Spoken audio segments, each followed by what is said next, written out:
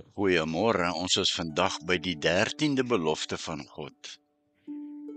En dit handel oor spinnerakke. Ek, 'n kind van God, het alweer gesondig en my gewete kla my aan. Sal die Here my ooit weer vergewe, of was dit nou maar net een keer te veel vir God gewees? Wat sou jy sê? Sal God jou weer vergewe? Ja of nee? Wat sê die woord van God, sonder om nou iets te probeer inlees binne in die woord in? Ek is 'n kind van God onder die gesag van Christus, en ek is nie meer onder die tugmeester van die wet nie, want deur die bloed van sy seun is ons verlos en is ons oortredinge vergewe, kragtens die ryke genade van God homself, wat hy in al sy wysheid en insig so oorvloedig aan ons geskenk het. Hoor ek daar in Efesiërs 1 vers 7, nê?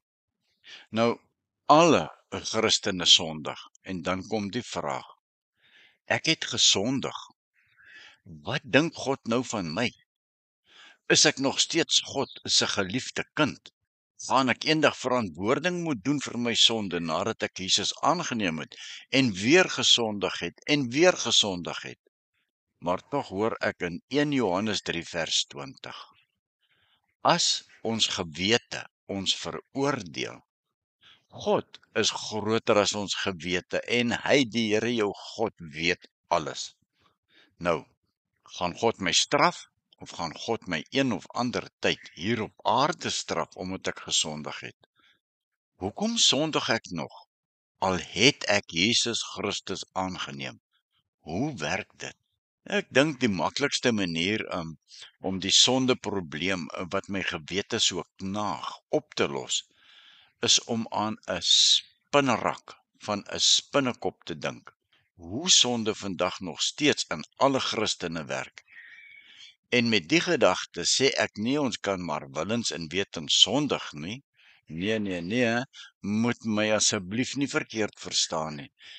Ek probeer slegs verduidelik hoe die duiwel sonde gebruik om ons gewetens te kastei voor Jesus se wederkoms. Ja, almal van ons ken mos spinnerakke, nê? En ek weet jy ken dit ook. Breek jy vandag 'n spinnekop se spinnerak, sy web af, en jy kyk môreoggend in, wat sien jy? Jou wiel is waar, daar sit die spinnerak alweer. Ja, dis reg. Jy sien 'n nuwe web. Die web is herstel. Wie het hierdie web herstel? Die spinnekop het dit herstel. Die spinnekop, in hierdie gedagte wat ons nou oor gesels, is die duiwel. En die duiwel ken ons menslike denkwyses deur en deur, en hy gebruik dit om jou aan te val en om jou seer te maak. Die duiwel probeer jou gewete, daar waar die Heilige Gees besig is met jou, om dit te vernietig.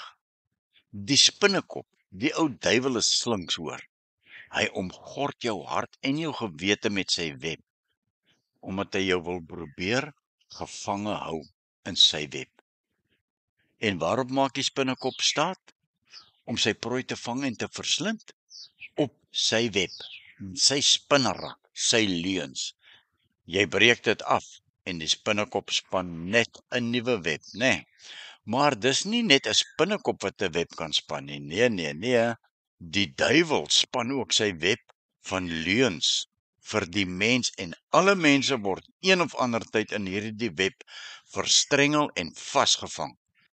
In die web van leuns, bedrog, diefstal, moord, selfverwyd, selfregverdiging en so voort. Ja, ons word gevang en in die web van die leuen van die duiwel verstrengel. Hoe meer sulke mense spartel, hoe stewiger word hulle in die web vasgewriemel. En dan kom die vraag, gaan ek na my sondige daad nog steeds God se geliefde kind wees? Dink God nou minder van my, of wat dink God van my? Amper het die spinnekop in sy doel geslaag. Ek gaan jou vertel. Die spinnekop, net soos die duiwel, maak maar net op een ding staat. Die spinnekop vertrou op sy dun draadjie, en hy Die duiwel vertrou op sy dun draadjie, in Job 8 vers 14 gelees, nee. Hy maak staat op sy dun draadjie.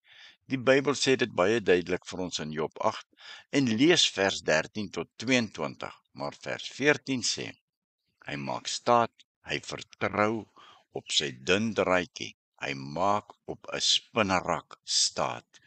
Ja, die spinnekop is die primêre, die web is die sekondêre.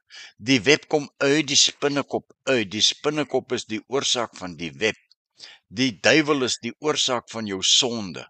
Nou kan jy draadjies breek net soos jy wil, maar solank as daardie spinnekop leef, gaan jy 'n web kry en sal die spinnekop die web herstel. En solank as wat die duiwel op hierdie aarde van ons in die ronde is, rondloop en almal besoek, sal hy die web herstel. Wat sal jy moet maak om daardie web effektief te kan verwyder?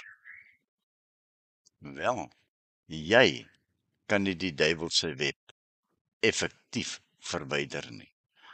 Maar maak die oorsaak van die web dood. Maak die spinnekop dood. Wat het Jesus aan die kruis gedoen? Hy het die spinnekop vir jou, namens jou en in jou plek doodgemaak. Hy's dood. Wat beteken dit? Dit beteken, jy het jou ou natuur doodgemaak, maar die web hang partykeer nog hier in die nuwe sielarea. In ons sielarea, in ons denke, dit is die ou reunus, die oorblyfsel van die ou pynhope van die ou jy voordat jy gesterwe het en wedergebore is. Die ou spinnekop rakke, dis rabbel, dis wrakstukke.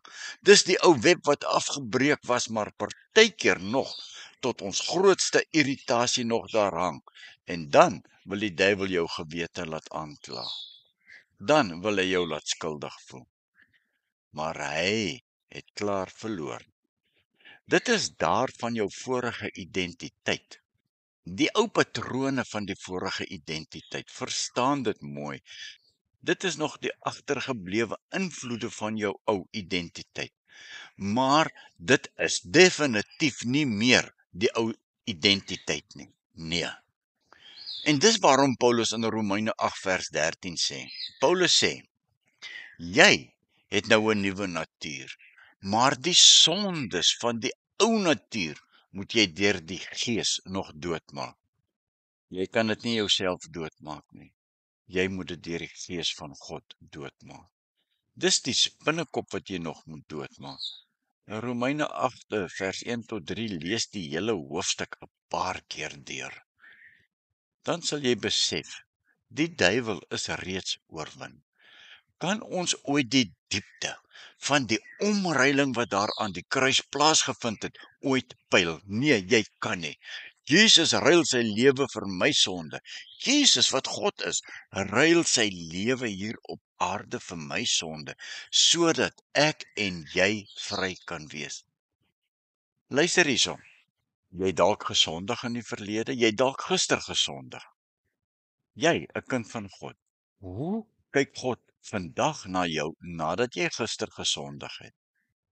Hy, die Here, kyk vandag na jou as 'n nuwe skepping. En dit is al wat die Here raak sien.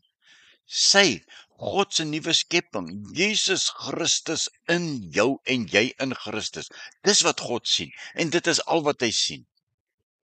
God kyk na jou en hy sien Christus in jou, want dis die nuwe wedergebore jy.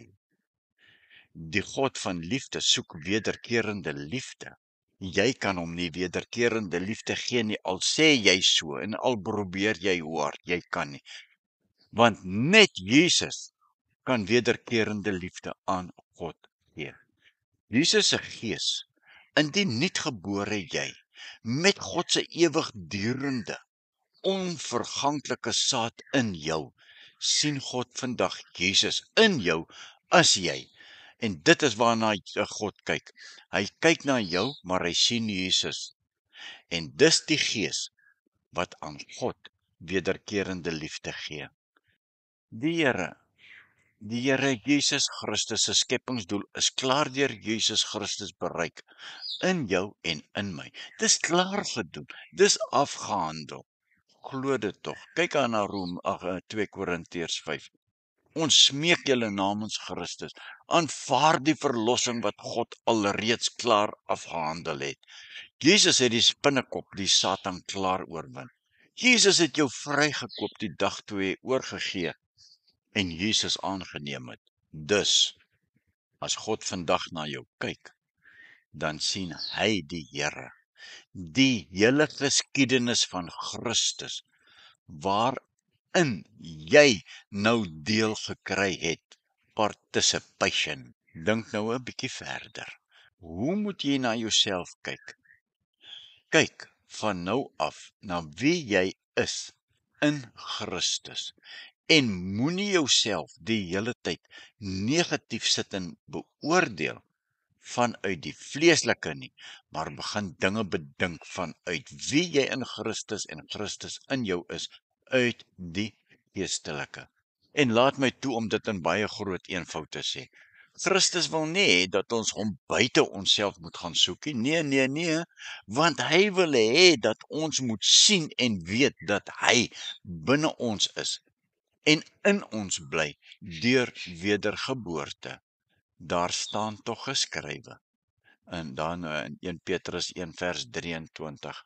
Julle is wedergebore, nie uit verganklike saad nie, maar uit onverganklike saad. Luister, wedergebore kind van God. Hy wat in jou is groter as hy wat in die wêreld is. Aanvaar dit en maak dit in jou hart vas. As jou gewete jou pla oor 'n sekere sonde van gister, is dit die Heilige Gees wat in jou hart praat. Buig dan op jou knie sommer nou en bely dit voor God en ek sê weer, ek hoor daar in 1 Johannes 3:20 opnuut. As jou gewete deur die Heilige Gees jou veroordeel, God, jou God, my God, ons Vader is groter as jou gewete en hy weet alles. Dis hoekom Jesus jou nou op hierdie oomblik opnuut na jou roep. Luister wat ek vir jou sê.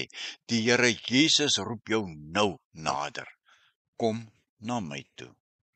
Konsentreer van nou af op Jesus se liefde. Kom in 'n verhouding met Jesus wat eg en opreg is.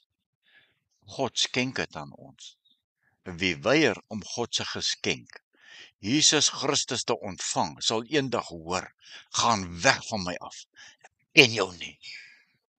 Maar jy, God ken jou baie goed, geliefde kind van God, vir wie God so lief het. Dankie Here vir u liefde. Vir daardie sonde van gister wat Jesus Christus alreeds die prys betaal het en ons vrygespreek het. Ek sluit af. Luister weer 'n keer, 'n kind van God. Jy mag dalk dink, hoe gaan ek in my Christelike lewe, my Christenskap eintyd volstaan as ek nog sonde doen? Jy kan nie. Ek is jammer, maar jy kan nie. Dis het jy God se hulp nodig. En hoe mooi klink die sagte stem van God se Heilige Gees hier diep binne in my hart en in my gewete deur 1 Korintiërs 1 vers 8. Hoor gou, dit is hy, Jesus Christus, wat julle ook uit sal laat vas staan. Jesus sal dit doen, sodat daar geen aanklag teen jou sal wees op die dag dat ons Here Jesus Christus kom nie. Ja, God is getrou. Hy wat jou geroep het om verenig te lewe met sy seun, Christus Jesus ons Here. So wat sê jy nou? Dis nie jy nie, dis Jesus. In 2 Korintiërs 5:20. Ek tree op as 'n gesant van God. En dit is God wat deur my, deur die woord 'n beroep op jou doen. En ek smeek jou opnuut vandag namens Jesus Christus. Aanvaar die versoening met God wat hy alreeds bewerk het. Nie eendag nie, alreeds bewerk het. Ek wil jou seën met die woorde van God homself daar in Numeri 6:24 tot 26. Die Here sal jou seën en hy, die Here, sal jou beskerm. Die Here sal tot jou redding verskyn en die Here sal jou genadig wees. Die Here sal jou gebede verhoor. Hoor jy dit? Die Here sal jou gebede verhoor en dan sal die Here aan jou vrede gee. Ontvang die vrede van die Here. Amen.